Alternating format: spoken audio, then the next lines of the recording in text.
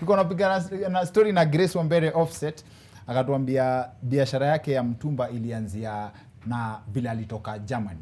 I think maybe mimi nikipiga history inaweza iharibu, but hebu ianze tu tena kidogo ndio tuambia na Tonnie hapo nyuma. Haya, nilitoka Germany 2011. Yes. Then 2013 I got pregnant, and obviously inakuanga shopping. We start shopping as mothers. Unaangalia ni wapi unaweza nunua vitu uta afford, eh? Yes. Because the budgeting, yeah, the first baby most of the time unakuanga hujajipanga vizuri. Yes. You go to Biashara Street, you are like, ninakuwa budget iko kubwa sana. So I was told to go to Gikomba. I went to Gikomba, I bought the first clothes. Later the baby came, I started dressing the baby. The boys normally inakuanga ngumu sana kupata nguo zao. So everywhere I used to go with my boy, everyone was used to ask me, unatoanga wapi nguo za mtoto wako? And that's when I used to tell them I can get them for you. And that's how I started my first stock, kuendea watu nguo. Hiyo story ni interest because hata sisi madhe yetu akienda kutubaia nguo alikuwa anasema ametoka Gikomba. Na ukisema when you dressed your boys watu wanauliza, mase this boy is very well dressed, ulitoa wapi nguo za mtoto wako? Ikafanya nijiulize. Unajua in class 7 I came to confirm that most of the clothes we wore through our childhood zilikuwa nguo za madem. Mimi na brother yangu Max. So nikakuuliza mama yangu alikuwa anaenda Gikomba gani? So kuna siri na science ya pia vile mtu anachagua nguo Gikosh. Exactly. Haya sawa basi, we'll get into that. Tonnie, wewe umefanya biashara 18. Yes. That's the epitome of experimentation. Yes. Tell us something more about that. Well, I grew up, grew up kwa business environment. My dad alikuwa na shop, na mother alikuwa na Iran. Yes. So from the age of 6, my favorite place ilikuwa ni kwa shop. 6. Yes. Yes. So like story ya biashara. I mean, before I got to 10, nilianza ku understand vile do umekiwa. That unabuy kitu na hii price, unaweza na hii price una make do.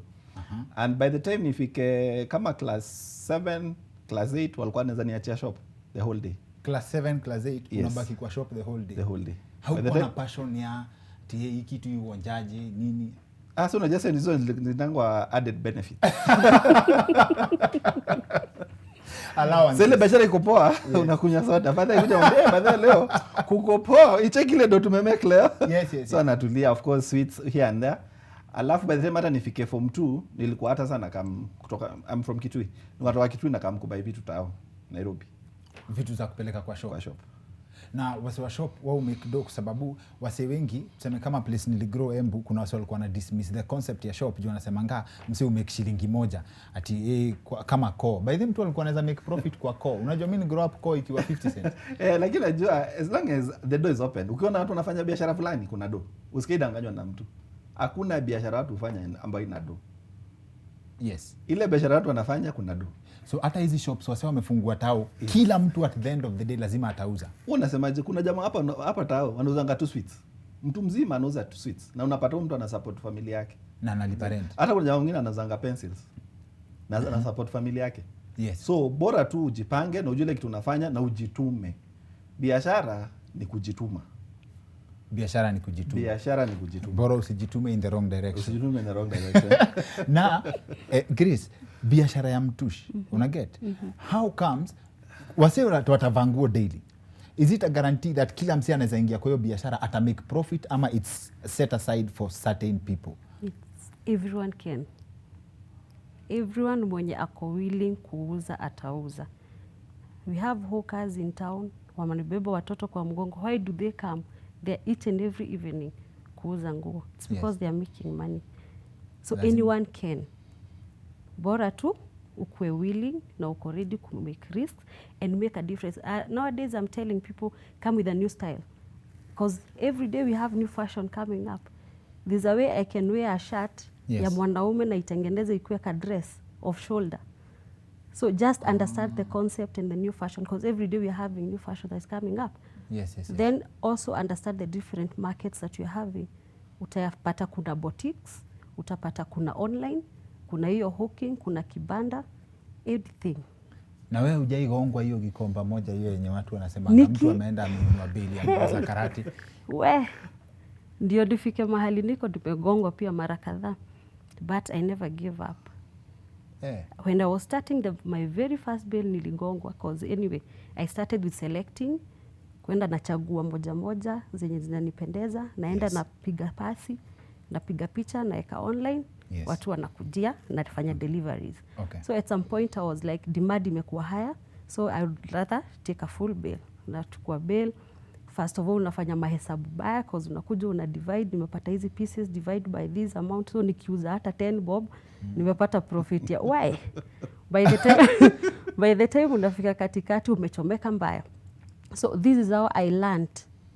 And at some point, nikachukuanga kibanda Gikomba, I go watch those women, because I was asking myself, if kama nimechomeka na wanawake si watanunua bado huko, and they go there each and every day, unasikia kama there's an aunt of mine, she's building a house out of the mtupa money. Yes. I had to go there. Sasa nikajituma. My baby was 6 months old, nilimwachanga, naenda asubuhi by 5, niko Gikomba nafungua bell, by kitu 12 tishamaliza. So as I learn. So that's how I learned the way to sort out how to price. Yes. And from that experience now, that's what I've been teaching the upcoming ones. Na ukisema kulan inamaanisha wewe umefika level of expertise, unaweza angalia bei hivi na nje ujue hapa hakuna kitu, ama ni uko na contacts wa kukuambia hiyo usiguze. Haya, now that I'm importing, I have now the factories that pack for me. Oh, you are importing? Yes, I've gotten there now. Okay. So now I supply in bales as well. Yes. So I can tell them there are factories, like if you go to the Canada, for example, there are different factories, they'll come in different labels. So if you are buying from Grace Wambere, she tells you it's grade 1, it's grade 1. Okay. But kuna places utaenda uambiwe this is grade 1, it's a grade 2, it's a price of grade 1. So I always tell them to be keen. Bale venye inakujanga imefungwa, I hope you know venye inakuanga imesiliwa, it's very hard to tell. Kama nguo ziko ndani ziko na stains. So utaona tu urembo lakini unaweza fungua upate haziko venye ulikuwa una expect. Tunarudi hapo kwanza kwa importation, juu hapo utatusaidia pia na hesabu ya taxes kidogo. Tony, kuna conversation. Kwanza hiyo post tuliweka Facebook, swali ilikuwa direct. What business can I start with 10k? Kuna kitu mtu anaweza anza na 10k hii town na uomoke? Mob. Vitu mob sana. Lakini like kitu mwambia watu, kitu ya kwanza kabla anze biashara, look at your interest. Ni kitu gani inaweza kuinterest? Si like yeye ilikuwa ni story ya mtu hii. Yes. Huyo mtu wake ndiye alimzalia biashara. Yes. Alikwenda kutafutia mtu nguo. So tafuta interest zako na ikuwe pia ni kitu najua. Zile time mob mimi nimechomeka, which ni lazima uko kwa biashara. Niliingia kwa biashara ambazo sizielewi. Sasa hizi we are very lucky kuna online. There is so much information that is available. Lakini ikija kwa biashara with 10k, like hiyo biashara tumesema ya sweets. Ni biashara unaweza anza. Unaweza biashara ya mayai, unaweza anza biashara ya kuku, unaweza hata anza biashara ya nguo. So vitu ni vingi. Unaweza anza, lakini kwanza uko na interest na usik information. You learn is ukishapata idea kama 5, you narrow them down. Kila moja unaandika benefits zake, challenges zake, insights zenye unaweza pata. Unajua? Then out of that now you pick and you prioritize. And then ukisha zenye utapick now the top 3 endo utafuta watu wanafanyia biashara. Ulize by the way, hii kitu siri ni nini? So ile story nini Grace atakwambia leo juu ya mtumba, my friend, sikiza tu. Usijifanye ni mjuaji, atujipeleke Gikomba. Utabeba mawe. Utaona moto. Na wewe kwa zenye umechomeka, ni biashara gani umeingia juu ya pia pressure ukaungua vizuri? Construction. Na hiyo ndio area kila mtu anambiwa real estate ndio kuna do. Uliungua. Mimi nilikuwa naenda kujanga barracks Uganda.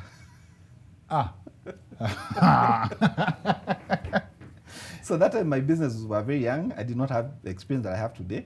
So nikapata hiyo offer, nikaamba kuna hii biashara ni aje, changamka.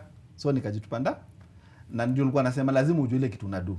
Kujenga barracks as in kujengea makarao na masoldier wa huko. Yes. Makeja. Yes. Ukaambiwa hapo sana. Barracks nzima, unit, a whole unit kama kahawa.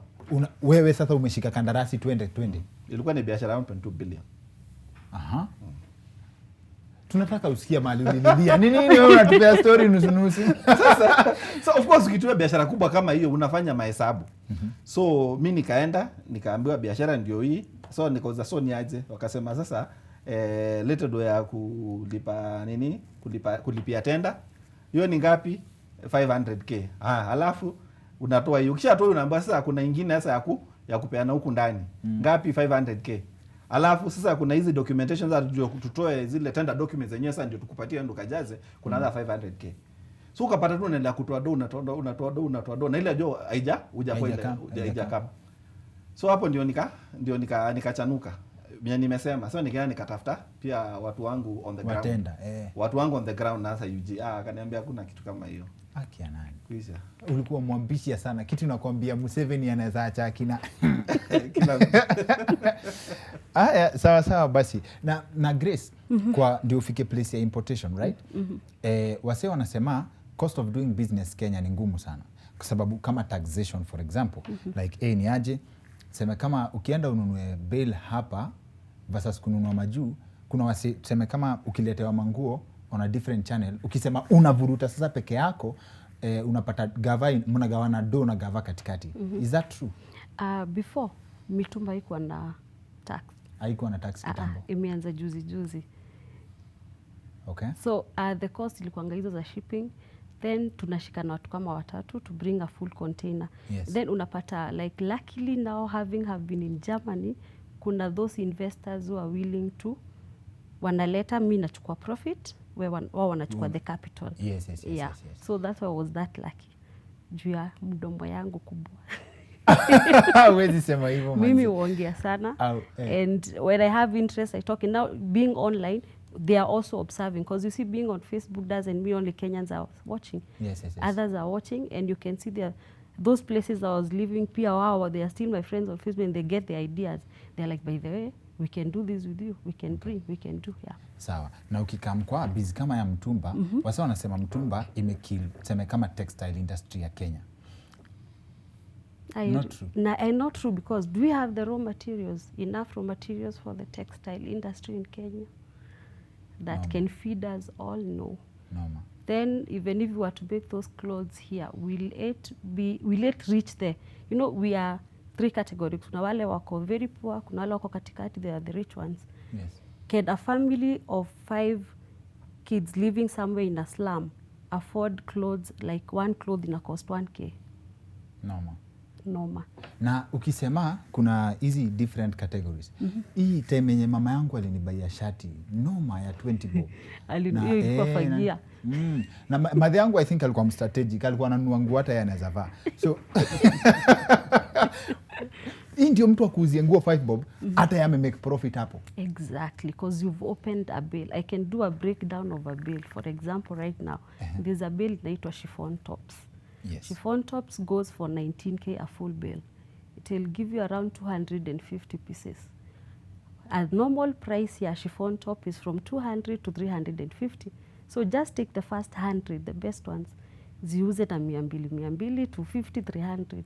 So you've got your 20k na kwenda juu. Hizi zingine zinashuka 150, so zikibaki unasema chukue na 50-50 hata na 10-10. So that's the science. Yes. Okay. Yeah. Sawa. Na Tony, ni nini ina hurt business Kenya ya? Tunalia hakuna employment. Na mimi siku hizi mimi uko advocate wa ile time ya kushow up na ma certificate kwa nini kutafuta job imeisha. Grace is an example. Amefanya IT but ako kwa mtumba, right? Sasa ni idea kufikiria kujenga. Do you think kama population tunaweza fika place to adapt na tuseme ni aje vile watu usema we are on our own, hebu tuende biashara? Is there enough space for everybody? There's enough space for everybody, na pia kuna opportunities enough for everybody. Ni bora watu wajitume. Shida huwa ni kwamba tuna waste opportunities. Unapata mtu yuko online lakini anashinda tu anasema status za wase. Unajua hiyo time una spend hapo ungekuwa because unatapata ni mtu kuna following kubwa. Pengine kama ni Facebook unaweza Facebook wamelimit to 5,000. Lakini unapata mtu kwa hata na following ya 10k. So unashinda unaweza kuwa unafanya brand endorsement. Unaweza kuwa unaweza uzia watu. Ukienda unge na Grace Wambere, Grace by then niko na watu 10k. Unaweza kuwa unanijenga na 5 rates kila siku, niko na kusukumia products zako. Yes. Hata kuge. So ukipata tu kama 5, hata watatu kama Grace, hiyo ni 1500 per day. Hiyo si mshahara. Ni ndio ya maana. Yes. Ndio ya maana. So ile kitu watu wanafaa jaribu ni kujituma na kuangalia opportunities zenye ziko. Because ukizipa soon ukianza kuongea na Grace by the way utashangaa. kidogo kidogo utasikia amekwambia by the way kuna friend yangu hapa pia, kuna mwingine na mwingine na mwingine, so utapata umeweza make do. Secondly, kuna opportunities nyingi sana za kulearn ideas. Yes. I mean kulearn businesses online. Like now si tuko na business academy. Tumetengeneza courses ambazo kama ni kuuza kama ni butchery, kama ni kutengeneza maji, bottling, maji water bottling, kama ni mambo ya kuuza hardware, ideas ziko. Yes. And it's only 500 shillings. Kuna zingine hata kwa ajira digital ya Gava which is free. Yes, yes. Still ukanaweza get ideas zingine. So ni watu waanze kutafuta hizo opportunities na waanze kuzisukuma. Secondly, ongea na watu ambao wanafanya hizi vitu. Ukiongea na huyu mtu, because a lot of times people are willing to help, lakini lazima ndio watafute and be willing to follow through. How willing would you help to support your competition? I do. I mean, for the longest time, I've been running this now for the longest time without even making any money out of it. Simply because ile shida iko. Because unajua, as a person, I can only help so many people. Yes. But nikiingia kwa mtandao, every day we reach over 30,000 people. Yes. Every single day. So mtu, whatever you do with that information is up to you. Kuna swali moja yenye mnaweza respond nyinyi wawili cause tulikuwa tumeisema hapa. Tunaanza na Grace. Seme ati watu kama pande ya non-informed people ni aje biashara ni risk taking. Utake risk uangukie. But nyinyi wawili mmesema ati risk ndio inafanyanga watu wanaumia. What's the alternative? Alternative ni kuwa willing, as in useme kufa dereva kufa makanga. Sio ndio Exactly. Yeah. Just take the risk. Kama sio hivyo, look for employment. Because if you want to do business, and he will support me, if you are doing any business, lazima utake risk. Because even me, like bringing in those bills, a container might be around 6M.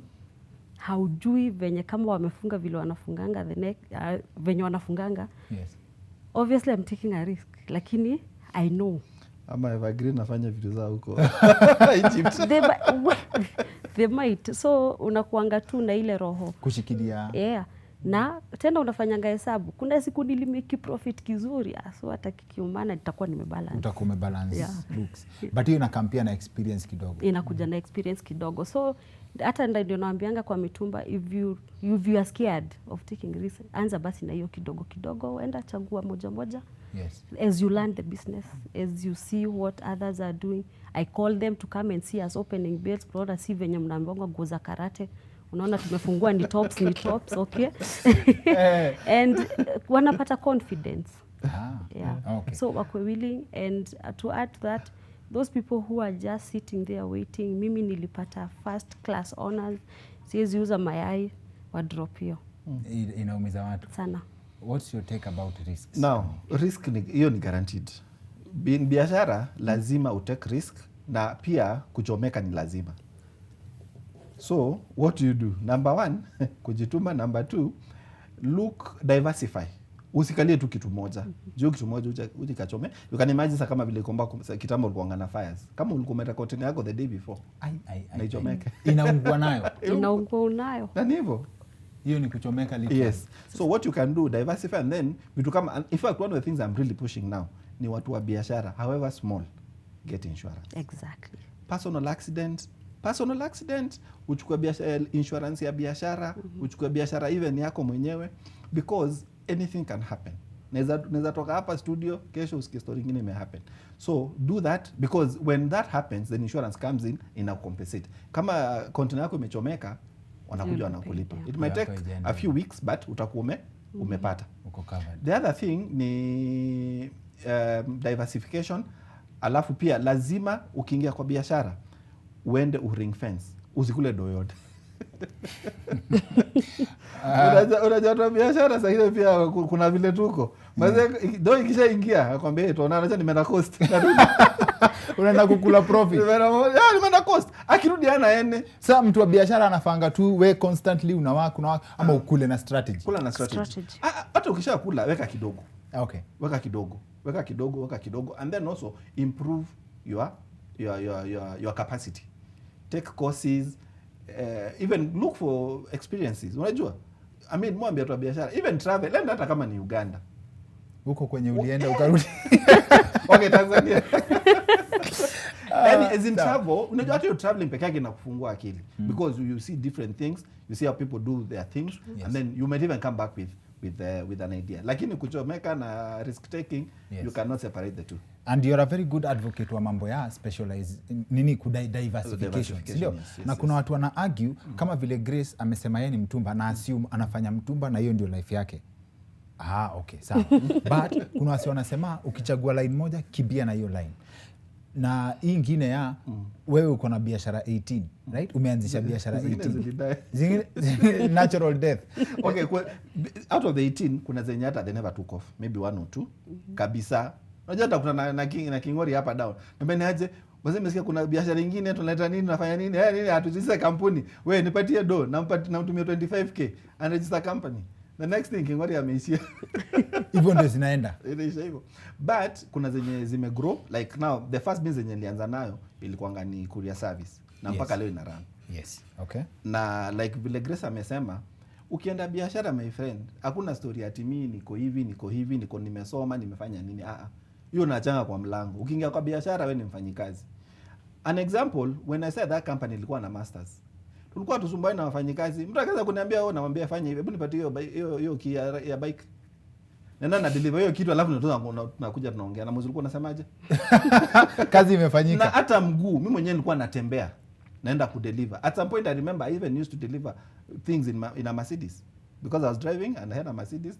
I mean I'm like biashara itaki whatever kiburi. I have ni ya kufanya biashara. So I go and deliver.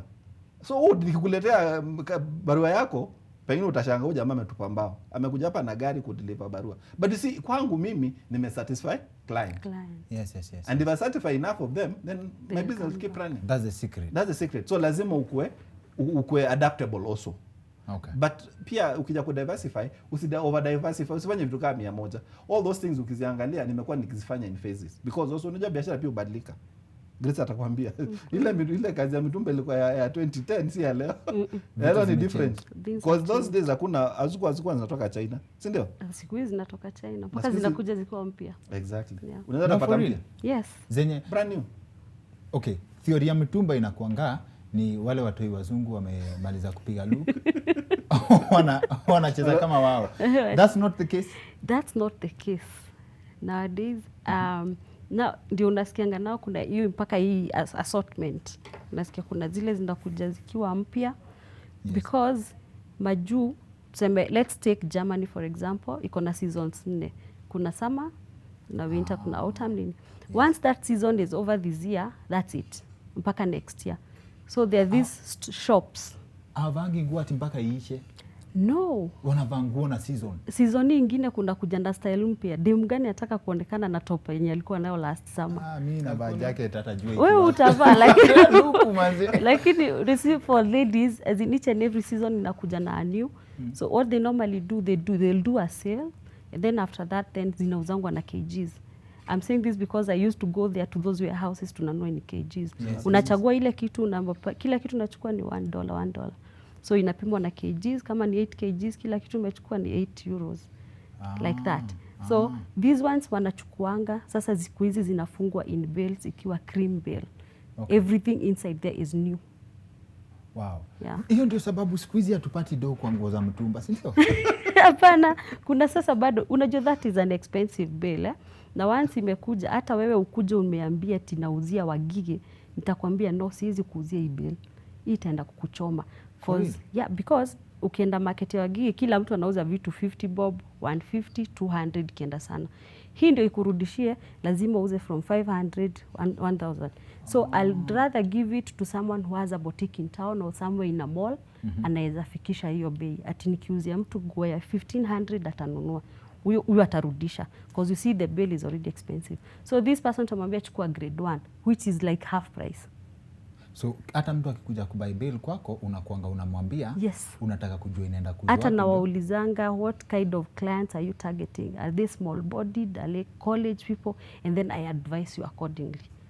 Okay. Yeah. Unajua mimi nimeipata watch kwa nguo ya mtumba. Haikuwa na mkono mmoja but ilikuwa watch. Ilikuwa inanibamba. Nilikuwa natembea kama nimeishikilia hivi. Unaangukianga. But kutoka hapo anytime tumaibai wanguo nilikuwa wa kwanza kuangalia mfuko just in case kuna mzungu tena alilala akaacha kitu huko ndani. Sometimes you find even money, dollars.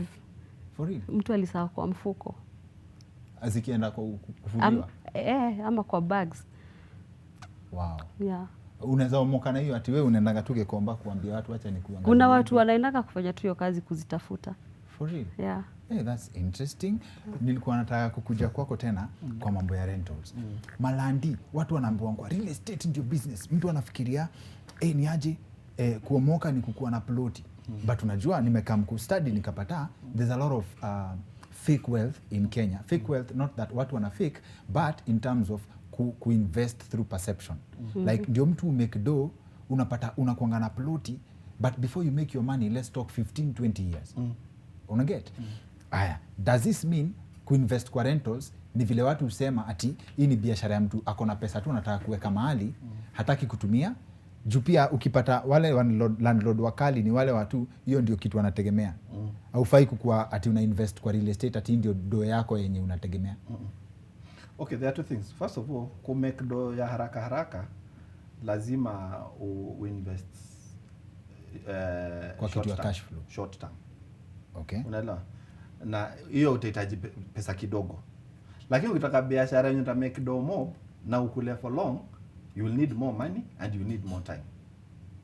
Sasa hapo ndio real estate inaingilia. For you to make money kwa real estate, I think the shortest time that unaweza make do ni kama 4-5 years. Tuseme from 5 years going upwards. The shortest time you can make good money. You can make good money. Kwanza urudishe do yako yenye uliweka kwanza.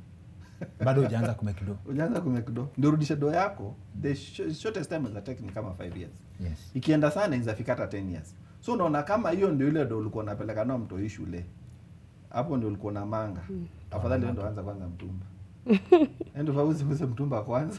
Yes. Ndio build capital. Yes. Unaelewa? Ukisha build capital then we invest. The other thing unaweza fanya ni pia ukiingia kama kwa real estate, si lazima ndio ujenge nyumba ya mawe. Kuna nyumba pia za mabati na watu wanalipia. Okay. Yes. Kwa hivyo kama una ile domo unaweza enda pia start small, na hata kama uko na kiwanja kubwa end start kama tuseme kama room kama 4-5. Yes. Let's say like 4 rooms.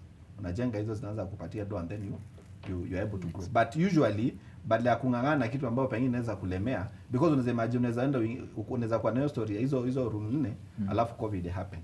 Okay. Alafu wase wakose rent. Okay. Wazi. Next na kam kwako na story ya watu wanasema, ukisikia mtu anasema yeye ni billionaire under the age of 37, they are lying.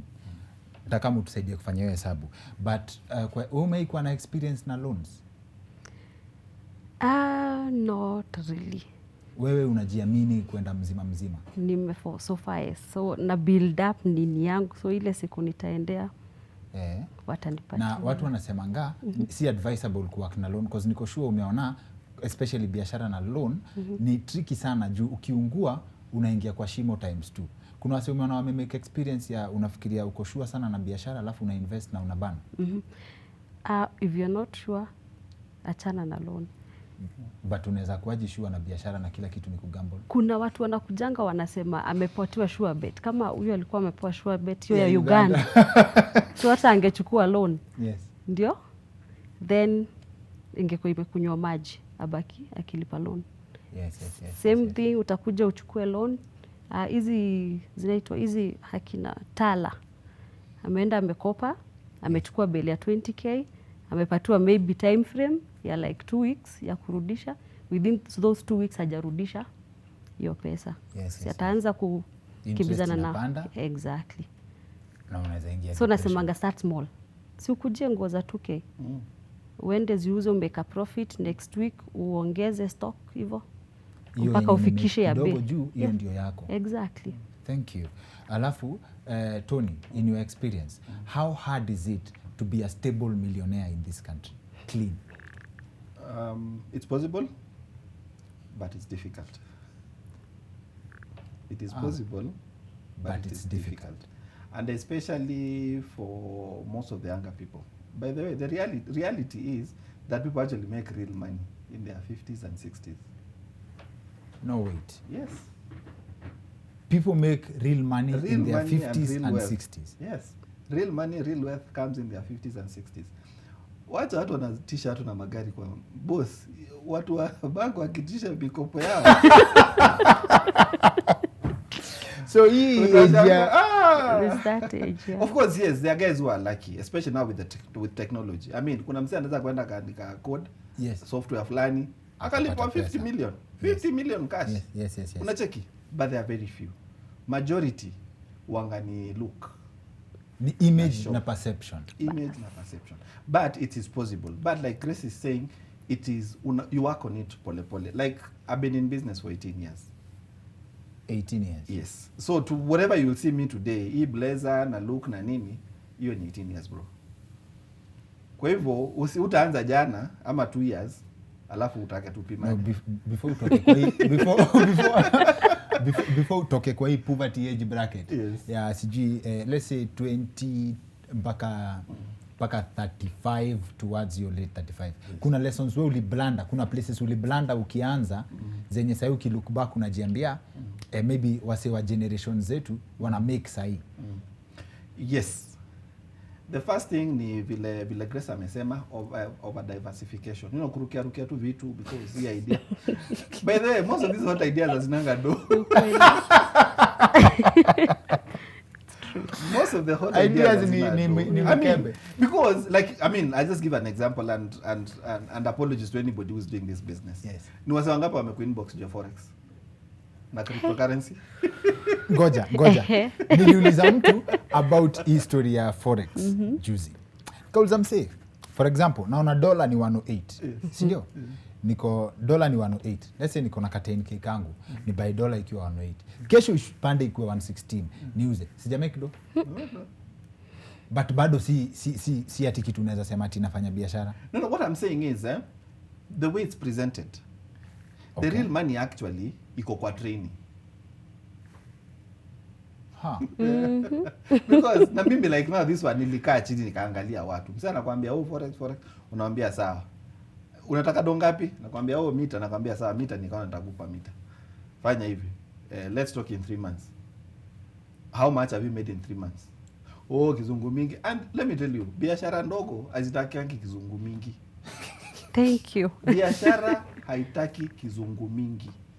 Unaelewa? Straightforward haitaki language. kizungu mingi. Ni look at what is possible, what you can do within your means, within your environment, within the circumstances that are prevailing. Like now, I mean, it is true. There's stuff that can just not happen because of COVID. But COVID itaenda ama once it's managed, utapata kuna vitu zitafunguka. So the idea is lazima ukue mjanja enough. Mtu asikuja like those guys and several of them. Nikamwambia okay, after 3 months, umeona kidogo ngapi? Unajua ilikuwa nikamwambia saa another 3 months. Boss, in you 3 6 1 year, wewe jamaa anapotea. Hakuna kitu, juu amebani. Lakini alikuwa anakamini mpe mita yangu. Unaona? Aende abani nayo. So the idea is, and just from where you are, within the circumstances that you are in, look for opportunities. And there are so many, I'm telling you. There are so many. Like, a good example is agribusiness. I'm telling you, watu wana make dough na agribusiness. Unatoka hapa, anaenda Ushago, watermelon. Even Dania. Anazidunga. In 3-6 months, my friend, huo mtu ameharvest zake, amekuja hapa ameuza, yuko na dough mfukoni. Sasa next time akitoka hivi, akienda Gikomba, ataenda kununua bale.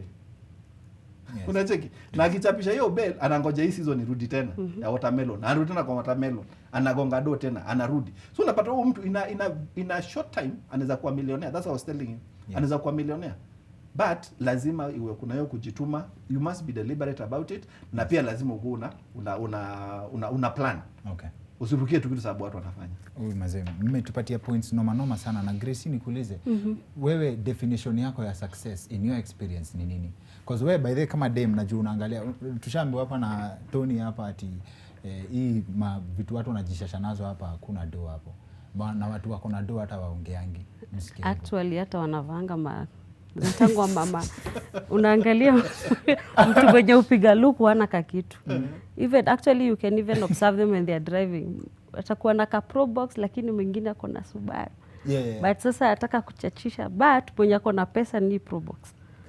Yes. Sasa basi definition ya success ni gani? Like kitu uko nayo ama foundation yenye uko nayo in terms of The capital base? foundation because pale ndio msingi umejishikilia pale, hauwezi yumba. It's like just a house, the way you build it, foundations ndio inasimamisha hiyo nyumba. Na ikafika place ikuwe haikuwa na foundation strong, one day itaanguka. Place hata rege ikisimama bado uko sawa. Bas. So wewe unaweza andikwa na mtu job kweli? Hapana. Siwezi. I think this is a very strong statement because wasi mimi maze nashindangu hata nitarespondaje kwa nitafutie job. One word for wase wanatafuta job. Kama unatafuta job, acha kutafuta job. Go do something. Don't just sit there running around telling everybody sijui I got this, I got that. There's a lot of things out there that can be done. A good example was given. Kama unashindanga tu pale we ni memes tu kupost tu memes. Yeah? Why don't you come to me and tell me, Grace, by the way, I have seen your flyers. I can be posting them for you. Na mtu akikujia bail kwako unanipatia commission. Siwezi kata. At the end of the day, everybody wins. Exactly. Huyu client amekuja amesema nimetumwa na mtu fulani. Tumeagree sawa, nimeuza hii bail hii commission yako. Unajua umesema kitu moja mimi summarize as squeezy kutafuta job through value addition. Like wewe busy yako ina work. Mimi nikikuja na hii idea tunaweza make do sisi wote hivi. That works. Kuliko niandike job, mimi natafuta job. Si ndio?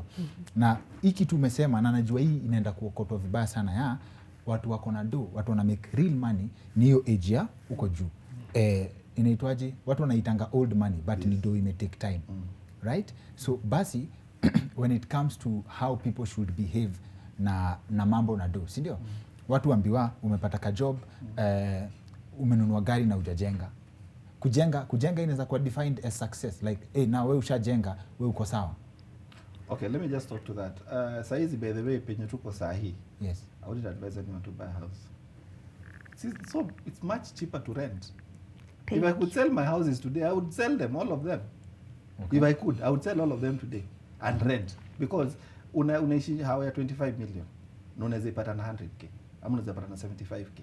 Yes. Which is easier. When ufunge 25 million, ikaage hapo, ama ufungue 25 million, ufanye nao biashara, utakuwa, if you give me with 25 million, I can make almost over 500,000. Actually over a million. Every month. So, alafu ulipe rent ya unaenda lipa 100. But at the end of the day, basi, what is this obsession na kujenga? Both of you can respond. What is this obsession na kujenga? This I'm saying, people are not taking time to think and analyze things. Penye tuko, where are we? I mean, hata kitu kama gari. I always tell people, kitambo ununue gari, kumefanya investments kadhaa. Unaelewa? Kitu ambacho inakupea do, because why should I go niende ni invest 1 million in a car? Yenye sasa itaanza kukula do. Hiyo ni kawaida. Gari by the way ni expense. So why mbona nisichukue hii do hata niende niweke hata kama ni kwa stocks, kwa shares. Yes. Ama hata kwa hizi treasury bills za gava. Itakuwa make a do. So out of that money unaweza buy gari. Cause you only need a car most likely over the weekends. So unaweza kuwa Monday to Friday una job, weekend unachukua car. Na maisha yako inaendelea. Ndio poa. Wow. Na wewe from definition yako ya kufika sasa ni gani?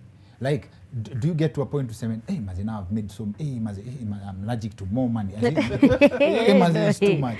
It can never get there. I don't think it gets there. But, you know, like I having 3 kids, being a single mom, it makes me happy to see that my kids are going to a good school. They are well fed. There are no bills that are not being paid. There's that satisfaction. Ed month, as in ed month, alafu unajua uko na savings mahali ya ile usiku mbaya. Yes. That time hata ukasema like there's some, like how many months hakuna kazi nini, you know you'll still utasimama bado. You're safer you're safe. For rainy day. Yeah. Hiyo ni kufika. Yeah, but hii mambo ya kujenga, I think it's an obsession ya ownership, owning. I own a house. Yes. But Alafu sasa hiyo my friend na huko past Kajiado. na unataka watoto waende shule Thika Road. Au unatoka Kajiado lakini kuna Baptist school hapa. You know, unafanya mahesabu. Kwa hivyo basically life ni maths. Life ni maths. Na for me, sorry. iko sawa tu, anaweza unaweza sema alafu amalizie. Yeah, for me I think kufika ni penye bills najilipa. Inakujuangi bill ni nini? Cause you see, kama niko na investment nauza mitumba na make 200k na niko na rent ya so, kwanza nabaki na so ingine. Yes. Sasa ikifika hiyo place yenye bills najilipa tumeanza. Because and I really want to encourage people to get into entrepreneurship because kila kitu unaangaita au see like hii Nairobi yote hii, most of these buildings are owned by people. Of course. Yes. Business will give you the best life, even more than you've ever dreamt of. But lazima ukue umejipanga na utie bidii na work. But still I want to mention this that si kila mtu anaweza fanya biashara pia. Okay. Kuna mtu yeye mindset yake haizi take risk nini, mtu kama afadhali enda tafute job. Hata akitrainiwa hata toboa. Unajua biashara ni life. Na inafika kama now you have to make those decisions. Mr. Giver. Mr. Giver. Nilitry VIP Kahaya, niliona moto. In a COVID. Yeah. Niliona moto, but learning experience. Some people are just, if I may add to, some people are just like programmed. Mimi kulala ni time, kuamka ni time.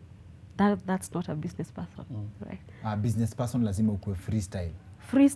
Sometimes unaamka 3 kupost, ndio unajua watu wakiamka kwa traffic already usha post, wataona itakuwa among the first ones. Yes, exactly. But kama wewe ni ule waku hauwezi toboa. Maze, hii story aki tukiendelea hivi tunaweza ongea hapa mpaka kesho. But tuna make sure wadau wamepata every bit of information yenye iko shared. So as I let you go, tafadhali just one word for ule mse hana hope kabisa, because I believe kuna kitu niliandika juzi na najua it speaks to very many people are in a desperate place right now. Wase wame lose job, na mimi najuanga from the bottom of my heart hakuna place mbaya kukua kama haujui when you're going to guest ama where you're going to get your next meal from, sindio? But there's always one thing, shimo yote umeingia unaweza kutoka. So just one word each kwa ule mse mwenye ana go through a hard time, na kuna kitu tu moja inaweza spark hiyo morali yake afungukiwe. Haya, look yourself in the mirror and say I'm not a failure. Ujiite kama mkutano, wake up and do something. Okay, sawa. I think kwangu tu ni kujituma. There is staff out there are people who need help, because most of the business they need good people to help them execute and do everything. So ukijituma hata watu watakutafuta. Sawa. Maze, ni fun sana kuongea na nyinyi, and I'm so glad we actually did this topic, and I hope inaenda kureach mtu na ita change life ya mtu pale mbele. Tunaweza organize topic ingine ya specifically kudiscuss the lessons we learn from the failures mmepitia kwa life. Otherwise, asanteni sana kwa kumshare. Thank you too. Asante sana.